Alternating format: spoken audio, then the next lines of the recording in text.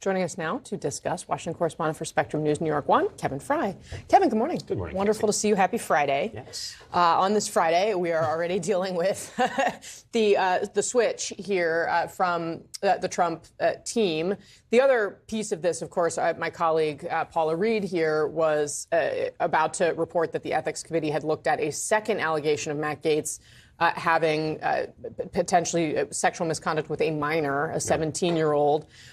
Clearly, this was too much for the system to bear. What does it tell you that they actually were willing to pull this, even after they spent days saying, you know, Trump is all in no matter what?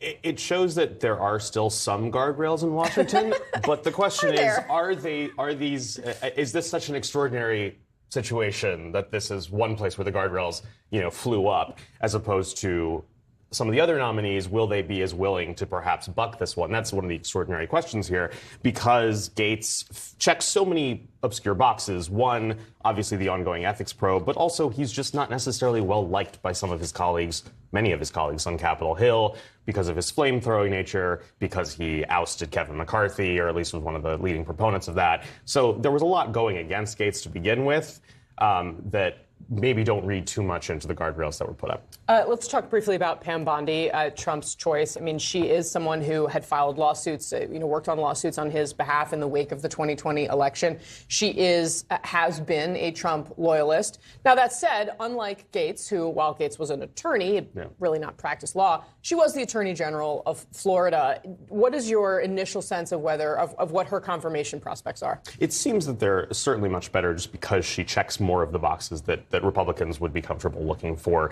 I mean, you saw Mitch McConnell saying it was appropriate that Gaetz stepped aside. He was certainly one of those that clearly was not on board with this nomination. Seems he would probably be more palatable to this one. Senator Lindsey Graham coming out and basically calling her a rock star, and that this was an Olympic gold medal sort of pick. I mean, she does do one thing that Gaetz doesn't, which is, one, she comes with experience, but she still has all of the loyalty tests that she passed on behalf of Trump, which is obviously a key part of his selection process. Let's talk about Pete Hegseth, who is, of course, the choice to be defense secretary. Yesterday, actually, around this time, overnight, we received the police report into an incident involving allegations of sexual assault in Monterey, California.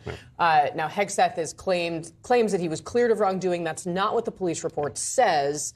There was a settlement. He did end up paying money, saying, the idea being he was concerned about his job at Fox News. But Senator Kevin Cramer, who has obviously been a voice on a lot of this on the Hill, talked a little bit about Hegseth's, chances as Hegseth himself was making the rounds on Capitol Hill. Let's watch what Cramer said. It's a pretty big problem, given that we have we have a sexual assault problem in our military, that a number of us, and certainly the champions being Kirsten Gillibrand and Joni Ernst, but I've been on board with them and in support of the legislation to deal with it since the chain of command was not. I'm not going to prejudge them, but it's a pretty concerning accusation.